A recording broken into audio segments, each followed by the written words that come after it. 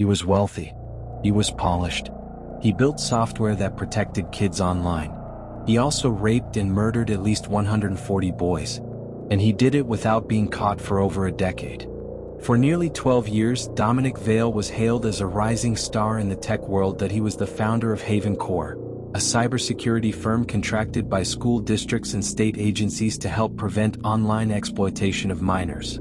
With his neatly pressed suits, calm demeanor, and charm that walked the line between humble and brilliant, Vale quickly became a regular on panels about tech ethics and child safety. He even gave a keynote at the National Center for Missing and Exploited Children in 2019. No one knew what he was really doing. Not yet. The first boy to go missing on Dominic Vale's trail was Daryl Sims, age 12.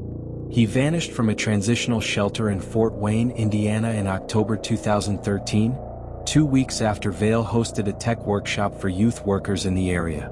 A year later, Joshua Renteria, 11, disappeared in San Antonio, Texas.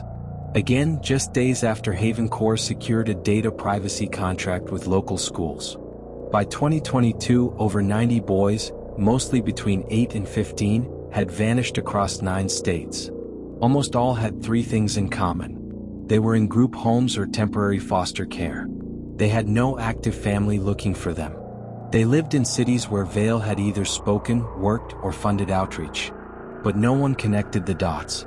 Not until one boy survived. In January 2024, Miguel Ortega, 13, staggered into a gas station in Hattiesburg, Mississippi. He was barefoot. Filthy. He had been missing for nearly 4 weeks. His arms were marked with signs of restraint.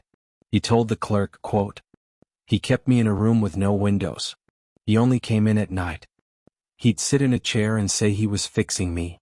Miguel couldn't identify his captor by name, but he gave a near-photographic description. The FBI ran it through internal records. A retired agent recognized the man immediately from a 2018 Child Protection Summit. It was Dominic Vale.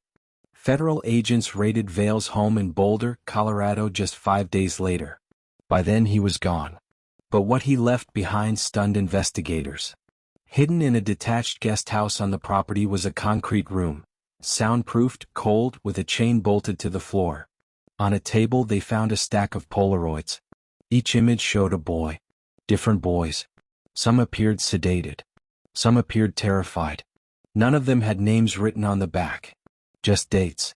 A map pinned to the wall showed cities across the U.S., each with a red dot. They matched the locations of unsolved disappearances going back over a decade. In the weeks that followed, an independent task force began reviewing the data Vale had access to. His company had legally obtained behavior profiles, school attendance patterns, and even disciplinary reports from vulnerable children. It's now believed he used that information to identify and target boys no one was likely to look for. According to internal case files leaked to journalists, Vale is suspected in the abductions and likely murders of over 140 children, with some investigators quietly fearing the number could be over 200. He tortured many of them. He sexually assaulted many more. And he filmed it, but never shared it. This wasn't for profit. It was for control. Dominic Vale disappeared without a trace. His bank accounts were closed 6 months before the raid. He gave away his dog, sold his furniture, and had his house deep cleaned by a private service 3 days before agents arrived. Surveillance shows him boarding a private charter plane in Grand Junction. No flight plan. No destination filed. He hasn't been seen since. But every few months, a new tip surfaces. Someone swears they saw him at a motel in Georgia, a truck stop in Oregon, a subway in Philly. None of them have led to anything. The scary thing isn't that he's gone, one investigator said. It's that he didn't run. He planned to disappear. And he's smart enough to stay gone. How does a man speak at child safety conferences by day and torture children by night? How does someone with his face on government flyers evade capture for years? The answer is, he knew how the system worked. He was trusted by it. He helped design it. And he used it to hide. Dominic Vale is still on the run. If he's alive, he would be 44 years old. 6 feet 2 inches, medium build, brown eyes, no distinguishing marks. The FBI still classifies him as a high-priority domestic fugitive. But to many in law enforcement, it may already be too late. Because if Vale is still out there, he's not hiding in shadows. He's just found another place to blend in.